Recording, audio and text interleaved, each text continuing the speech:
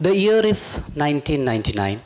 The city is Ahmedabad, and it's a July evening, overcast, and there's a bus full of passengers rushing through the narrow lanes of Ahmedabad and rushing to go to the highway.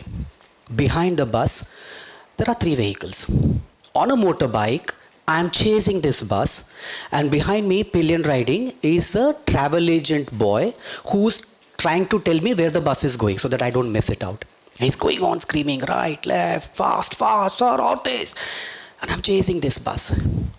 Behind me, in an auto rickshaw, is a girl, my girlfriend at the time, Ulka. She has my bags and beddings and everything that I'm supposed to take on the bus, but I couldn't wait for the because auto rickshaw will be slow. So she's following me behind. Behind her, on another bike, there are two of my friends who have never met each other before this, but they met at the travel agent and asked for me, and they said, Mayur Puri has missed this bus and he's chasing the bus in this direction, so if you go behind him, maybe you will catch him. Now this mad chase is going through the lanes of Ahmedabad, and we are trying to catch the bus anyhow. Finally, somehow, after 40 minutes of chasing, outskirts of Ahmedabad, the bus has stopped for a tea break and all of that, and I'm able to catch the bus. And I make the bus driver stop, and I plead and I beg him that, listen, my girlfriend is coming in an auto rickshaw behind me, and she's going to bring my baggage, and please, you can't go right now. And she comes, she gives me the bag, we can finally have our goodbye, because I don't know for how long I'm going to Mumbai, and it's going to be for some unforeseeable future. So we have our goodbye, and then she says, oh shit, Parag and Iqbal are going, because they missed the bus, and they, on their bike, they overshot and they went on the highway. And in those days, no mobile phones. So she rushed to the PCO, called them on the pager, then they saw the pager and they came back.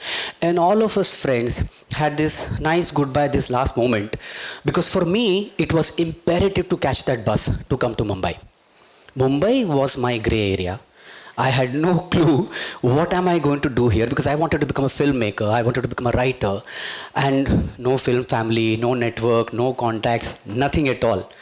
But I decided that no, I will take this plunge. And even when a lot of people have doubts or whatever, Ulka was one person who stood by me, and she had been saving money for me to go to Mumbai, because every time we would go to watch a movie on a date, I would give her 50 rupees, and in those days, ladies' queue will be smaller. So she will go to buy the tickets, and tickets will be 30 rupees and 20 rupees she'll pocket. Over a period of 3 years, these 20 rupees, 10 rupees became 1000 rupees. And that was enough money for me to take this big plunge and come to Mumbai. Okay, so now 300 rupees bus ticket, and 700 rupees in my pocket with my bags and beddings. I'm loaded into the bus. In the last seat of the bus, from the rear view window, I'm watching my girlfriend, my two friends, they're all waving bye to me. And I'm thinking, after this, if I don't make it in Mumbai, lanat hai. I have to do something with my life. And I come to Mumbai with 700 rupees in my pocket. And I try to become a filmmaker. I try to get a job. But I'm lucky, very soon I land a job, and as soon as I landed a job and I was a little bit on a firmer ground, the first thing that I decide is that I must get that person who believed in me, that person who pushed me into the gray area, that person who pushed me into the unknown and said that no, you can do it, you must go. So within 6 months of having come to Mumbai, I went back to Ahmedabad, and that person is this, Ulka, who was my girlfriend at the time. And without wasting any time, within 6 months, on the Millennium Day, 1st January 2000, we got married. I'm wearing a borrowed jacket and a borrowed shirt from another friend of mine, because I was literally that poor that I didn't have good clothes to wear for my own wedding. Now, when we are getting into these uncharted territories, we always look back and we always need someone with us to support us, to be with us. And this idea that whoever loves you should love you and accept you with all your faults, just the way you are. If somebody loves you, then they should not try to change you, to see you as white, as complete. There are people like that in your life. My parents were like that. My parents were like, everything is correct. You don't need to improve, don't need to do anything. But that is love, but that is not the love that you should seek. The love which is already there, which considers you as white and capable of everything, that love you already have. But in life, the love that you should seek is the love that pushes you into these gray areas. So with that in mind, me and Ulka, we started our life together. But it was not easy because she was in Ahmedabad and I was still in Mumbai, and we both were in different cities. Long distance romance don't work, then how long distance marriage will work? But then phones and letters in those days, no emails. We survived, and after 6 months I got a project where I had enough money that I could afford to take her on a very cheap honeymoon. Okay, now I had very little money, but I didn't tell her that we are taking this break. I called her from Ahmedabad to Mumbai and she said, shall I get down at Borivali because I was staying closer there? I said, no, come to Mumbai Central. She came to Mumbai Central. She said, let's go home. I said, no, let's go to the Gateway of India. Now you've come to Mumbai, let's roam around and all. So here she's roaming around at Gateway of India with me, and she has no clue that I'm going to take her on a surprise honeymoon to Goa. So we went to Goa, and this is us in Goa. The photos are blurry, excuse me, but the memories are very sharp. I still remember how happy we were and how, but this picture also doesn't do full justice because it looks all calm and sweet and nice, but it was not. For example, in this picture, I'm hanging by the ledge and the cliff, and Ulka is holding the camera and she's screaming, get off, utri ja, su kare chhe. She's screaming at me. And I'm refusing to get down because I'm saying, no, till you click the picture, I see the flash, I'm not going to get off. So these are the things that this is our first apartment, the first one-room kitchen, small apartment. And again, I'm hanging by the window, and she again in the same picture, she's again screaming, get off, what the hell are you doing? Don't do this. But I will not get off till I get that picture. So I've always been living on the edge. I've always been trying to be in the gray area. I'm always trying to explore and see what more I can do. If a tourist is going till here, I'll go 2 steps further. Good photographers will tell you that a good frame and a good composition exists 2 steps further than everybody stops. Right? You always have to go 2 more steps. Then you'll find a better shot. So I'm that kind of a person, and thankfully Ulka's been pushing me towards that. Luckily, during this time, she also found a job in Mumbai, and she was a lecturer. She was teaching in a college. So she comes to Mumbai, and now we are living together in our little one-room kitchen apartment, and we are very happy. We settle down and things start moving, things start getting better.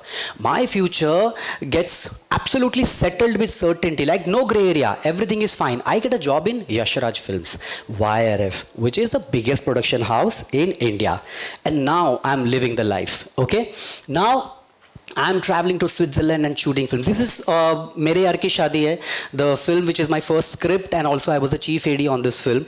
This is from that on if you know that song Jage Jage Arma Hai Jage Jage Hum, this is that shoot.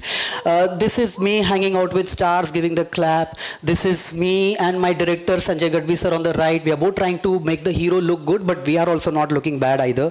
And this is me and Sanjay sir and Ahmed Khan, the choreographer director. After the backup, we are hanging out on the makeshift swing because Switzerland में कहाँ झूले होते हैं, हम लोग बना देते हैं हर जगह पे जाके. So all these things I'm doing, I don't know what I'm doing here with this oversized Swiss goat, but it looks like I'm having a good time. And the good times continue. This is the only picture of me that you will ever find in which I'm dancing, because I don't dance. I have 2 left feet. I have no feet. But this was the rap party, and obviously we are all heavily intoxicated. So I'm having this great life, traveling, going to Switzerland, shooting movies, having great fun. And all this while, Ulka is at home in Mumbai, taking care of the apartment and taking care of her job as well. My life is continuing. This is me in Goa with Nirav Shah, the cameraman of Dhoom. Dhoom, I was the associate director. It was a very big film, very great film. And I have the privilege of throwing John Abraham's body from the cliff in Goa. And this I'm pretending to play a didgeridoo in the beaches of Goa while shooting a movie. And Ulka, as you all know, she's still at home. Cleaning, minding and doing her job. Some days My life is as clear as this, a clear path. I know where to go. I know it's all charted, it's all clear, it's all very simple, it's all no problem at all. But then there are some days where I feel that the roads which I have not taken are calling me, because I'm a creative person. So I always feel that what is left here, what I have not done, that gray area, that dark area, it keeps calling, and after a point I feel that my life is too comfortable here in Yashraj, it's too comfortable in this house, and I must give all of this up. And I decide that I must, I cannot take such a big decision on my own, so I have to talk to Ulka about it. So I think that this is how she's going to react when I tell her that I'm going to quit my job. But thankfully her reaction was this, and she was on board with this. But there was another thing. We were both taking a big leap into another uncharted, scary, terrifying zone of life, which is parenthood. Ulka was expecting, but we still decided to take that leap. And in August 2004, Dhoom released. In September, I quit the job, and in August 2005, Aravir was born. Yes, you can. Oh, he is so cute. He is. I know he's my Jan. The first time I saw him, I could see that this is my heartbeat outside of my body. You know, it was crazy. It was like you can't understand that feeling till you have a child. I'm sorry, a lot of you are young and you won't probably get this right now. But that's it. And Aravir is very cute and fun, but he doesn't like me talking about him in public forums, so I'll move on. My life is doing great. I am now writing movies, I'm writing songs with the biggest of the composers, I'm giving speeches, I'm going here and there. I've written Om Shanti Om, blockbuster, I've written Teri Or, I've written lots of songs. No. No. And I think that there is nothing that can go wrong in my life. Everything is fantastic, everything is great. But things do go wrong. What happened in 2009 and 2010 was the worst time of my life. I fell out of a project. I had a problem with the producer. The media was having a field day writing bad things about me, and I was under a contract and I couldn't talk to the media, and lots of problems happened. But the only thing that was constant during this time was that Ulka was by my side and my Aravir was by my side, and they were completely okay with whatever was happening. But at that strange time, I also thought that I have gone into the gray areas of my life. But what about Ulka? See, when you are enabled a little bit, then the first thing that comes to your mind, or should come to your mind, is to enable others. And if Ulka has done so much for me, what about her life? She's going on doing that teaching job that she's not enjoying really. She's a creative person. So I pushed her to explore her gray areas, to quit her job. And she had this dream of starting a storytelling institute, one of its own kind. The first institute in India which will be dedicated to proper storytelling, and that was called Story Circus. And we started Story Circus, and what these pictures are not actually telling you is the struggle and the strife, and each of these photos has a story of struggle, of negotiating into the gray areas, and to seeing the unknown and tackling it day by day, and we are going on doing it, we are getting better and better. While we are expecting moderate success in this little venture, I've quit Bollywood by this time, and I'm full-time doing this, telling stories to little kids, making plays, doing theatre, and all of that. But what these pictures are telling you is that, we are doing good, but we were actually just floating, kind of. And we are expecting some kind of moderate success with so much hard work, and that's the same time we are expecting our second child, which is Abhisar. Yeah, he's equally cute. You can offer him also. And why I'm talking to you standing here about my wife and our relationship and my children is because parenting is the biggest gray zone that you will see in your life. Because parenting is scary, it is terrifying. And parenting it cannot be done with just white love. You need grey love for parenting. You need to be strict, you need to be strong, you need to be having a heart of stone sometimes. You have to make sure that you enable your children to embrace their grey areas and become better. And it's not very easy all the times. As our children are learning to walk and they are falling down and they are getting up and walking again, we also learn how to raise the family, how to keep the family together, how to make sure that we all prosper, but also learn how to to negotiate small little challenges that everyday life throws at us. Like say for example, Arave, now he was in judo and he did not enjoy it and he wanted to quit it. But then, and Ulka is being the soft parent and the mother, and she was like, oh my bacha, you should not. And I was, you kyun pitne ke liye bhej rahe ho usko? Every day that kind of a thing was happening. And I said, no beta, you cannot quit. You cannot quit. Win one match, win one competition, win once, then you can quit. You can't quit before that. So finally he did. He won a championship, and then I said, okay, fine, now you can give up on your judo dreams. But what I'm talking about, my family and my kids, it just does not apply just to me. It will apply to all of you also, but it applies to a lot of people in life who have achieved things only because they embraced that was unknown. They embraced something that was not the norm. Say for example, Sir Isaac Newton. Now this man, when he discovered his laws, the existing math was not enough. The existing math was not enough to, to accommodate his theories. So at the age of 23, he goes and discovers calculus, right? What is more grey than that? What is more undiscovered, more uncharted? That you make your own math. He did that. Look at Galileo Galilei. He looked into the darkness of the sky. He invented a telescope so that he could look better. The optics in that era were just very primitive, but he made a telescope, he made sure that he can look at the stars and tell everyone that, listen, we are wrong. We think we are the center of the universe, but we are not. We are just a part and we are roaming around the sun. And he was persecuted for that, which is also, you should keep in mind that no good deed will ever get unpunished. So that kind of a thing. But amazing, even Einstein, I mean, just imagine the complete understanding of universe a man changed, and how. And it not just in science, in every field of life. In politics, if you talk about Abraham Lincoln, his wife Mary Todd, and Stephen A. Douglas, his political rival, the three of them were contemporaries, and in fact, Abraham Lincoln and Stephen Douglas, they both were quoting Mary Todd. They both wanted to marry her, and she chose Abraham Lincoln. Abraham Lincoln was poor, and out of the two, he was much poorer than Stephen Douglas, and also out of the two, you can see who's a better looking one. So years later, now this is a legend, I don't know how true it is, the story, but I heard it from an American friend and it's hilarious. He says that years later, Stephen Douglas asked Mary Todd that, listen Mary, me and Abe, we both quoted you. He's poor, I was rich, he's looking like the way he looks, and I am this cool dude. Why did you choose to marry him? And why did you not choose me? And apparently, Mary Todd told him that, Stephen, even then I knew that Abe is going to be the president of America. That is the confidence that your significant other should have in you.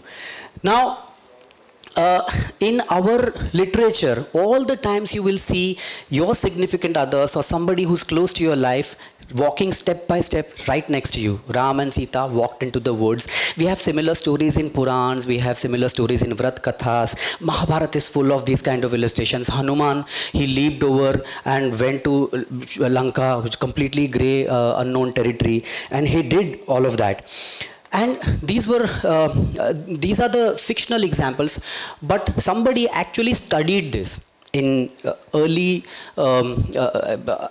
Greek civilization, later Greek civilization, say about 2000 years ago, roughly 2300 years ago.